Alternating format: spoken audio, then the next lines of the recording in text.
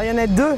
Le premier est à l'origine du mal, j'aurais tendance à dire, puisque c'est finalement pratiquement en levant la main de manière intempestive lors d'une très vieille séance de fence, on doit être dans les années 2005, on se retrouve avec une jument. Mon mari lève la main de manière coup de cœur et on se retrouve avec une jument. On n'avait jamais acheté de chevaux vente aux enchères.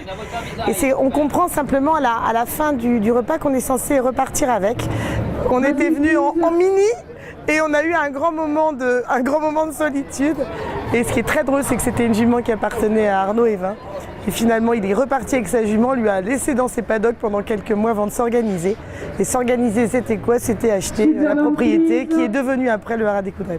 Donc c'est assez drôle. L'autre souvenir, je crois que je le partage aussi avec beaucoup d'amoureux de ces chevaux, de ces ventes et aussi de l'équipe de fence.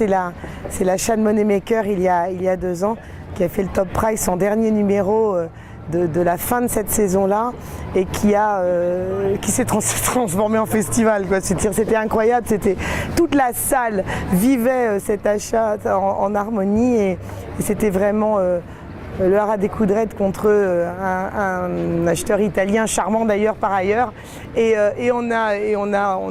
la salle s'est enflammée et ça a été incroyable, sachant qu'aujourd'hui Moneymaker est un cheval incroyable, donc que du bonheur.